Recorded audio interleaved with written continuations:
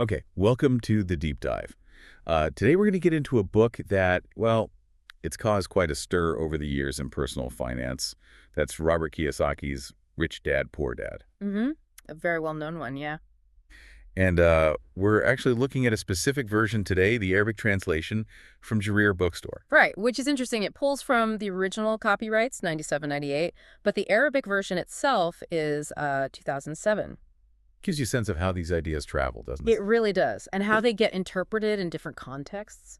So the main hook, the subtitle, it lays it right out.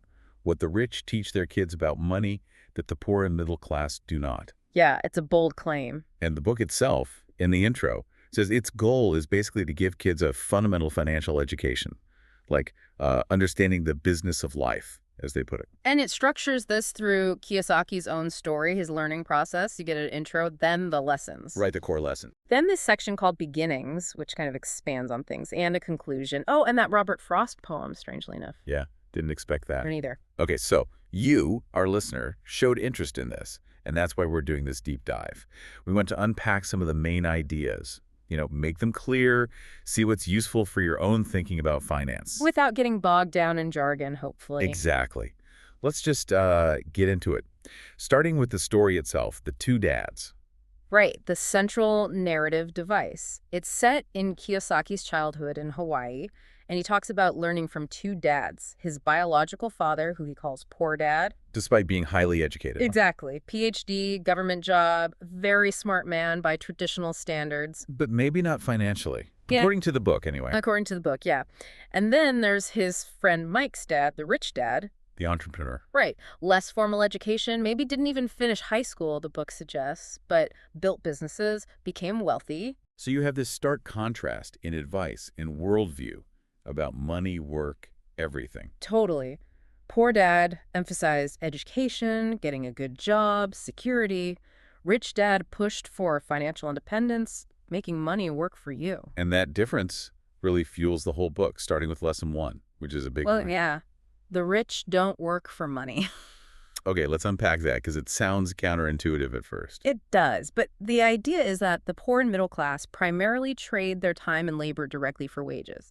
You work an hour, you get paid for that hour. The standard job model. Right. Whereas the rich, or those aiming to be rich, focus on building or buying assets. Things that generate income passively, or at least independently of their direct minute-to-minute effort. So their money starts working for them. Exactly. Money becomes the employee, in a sense. There's that early story he tells, right, with his friend Mike. Yeah, trying to make money as kids. They were melting down old toothpaste tubes. For the lead, yeah. Very industrious, but small scale. Very. And Rich Dad steps in, not just to give them a job, but to teach them to create an opportunity, to see how value is made and captured. Pushing them towards an entrepreneurial mindset, even then. Mm-hmm. Instead of just being employees, even at 10 cents an hour or whatever it was. And this whole concept gets developed later with his board game, right? The cash flow game. Yeah, that game was designed specifically to teach these principles, assets, liabilities, cash flow, in a more, hands-on way. Which brings us neatly to lesson 2. Why teach financial literacy? This is fundamental. It's about understanding the rules of the game. And a big part of that is accounting. Well, understanding the basics of it. Rich Dad calls it the language of business. You need to be able to read financial statements, even simple ones, to know what's going on. If you can't read the scoreboard, you don't know if you're winning or losing. Precisely. And central to this language is the difference between assets and liabilities. Okay, and this is where his definition gets specific. Very specific, and it trips people up sometimes. An asset, according to Rich Dad, puts money in your pocket. Period. And a liability. Takes money out of your pocket. Simple as that, in his view. So, the family home, for example. Right. Most people think of it as their biggest asset. Right. But by this definition, if you've got a mortgage, property taxes, insurance, upkeep, and all that money is flowing out each month and it's not generating income. Then it's functioning as a liability. It's costing you money. Exactly. Now, it might appreciate in value, sure, but from a cash flow perspective, which is his focus, it's often a drain. It uses those diagrams, right? The cash flow patterns. Yeah, simple diagrams showing income, expenses for different groups. For the poor, income comes in, goes right back out to cover expenses. Very little stays. Survival mode, basically. Pretty much. Then the middle class, income comes in, covers expenses, but then a big chunk goes to liabilities they often think are assets. The house, the car payment, credit card debt. Right. Stuff that takes money out month after month. They might have a higher income, but their liabilities keep pace. Stuck in the rat race, as he calls it. Mm-hmm. But the rich, their pattern is different. Their income primarily comes from their assets. Businesses, real estate rentals, stocks, bonds, things generating money. Yes. That income then covers their expenses and the surplus. It goes back into buying more assets. It's a cycle of accumulation. So the big takeaway is focus relentlessly on building that asset column. That's the core message of this lesson, absolutely, which leads straight into lesson 3. Mind your own business. Now, this sounds like start your own company, but that's not quite it, is it?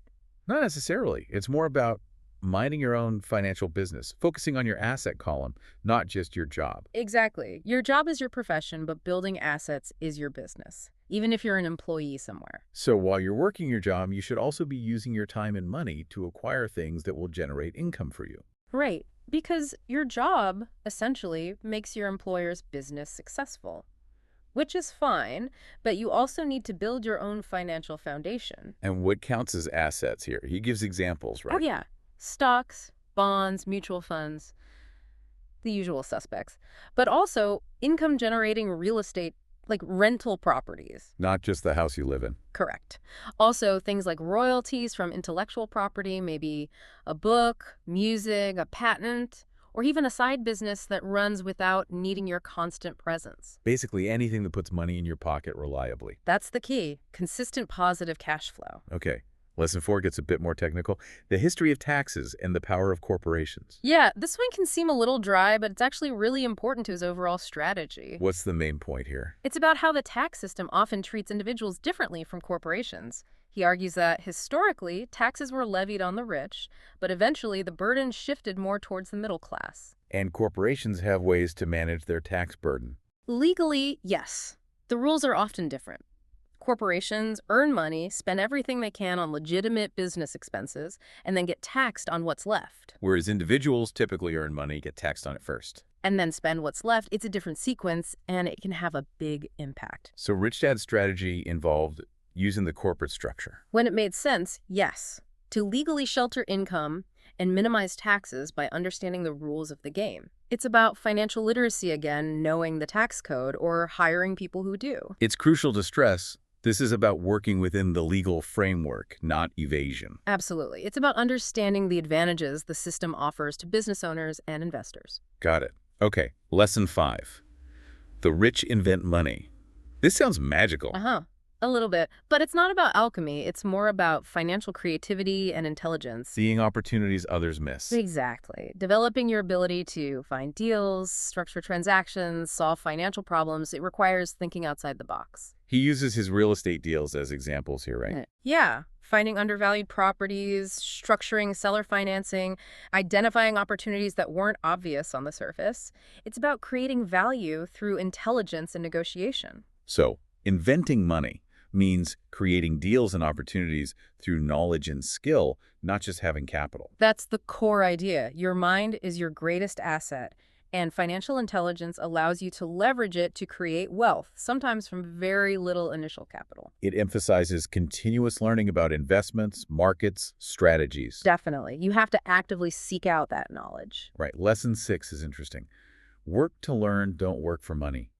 Feels like it loops back a bit. It does, but with a different emphasis. This is about prioritizing skill acquisition over just chasing the highest paycheck, especially early on. Learning valuable skills that will serve you long term, even if the immediate pay isn't the best. Precisely. He talks about his time working at Xerox. Right, in sales. Yeah, not because the pay was amazing, but because he needed to learn how to sell. He knew that skill was critical for any future business venture. So, viewing jobs as opportunities to gain essential experience. Yeah. Sales, marketing, management, communication. All of that. Because job security isn't what it used to be, right? Skills are portable. Knowledge is power. Understanding different parts of a business makes you more valuable, whether you stay an employee or start your own thing. Exactly. It broadens your perspective and your capabilities. Okay, so those are the main lessons. Hmm. But the book also talks about roadblocks, Yeah. right? Why people don't achieve financial independence. Mm-hmm. It addresses the psychological side.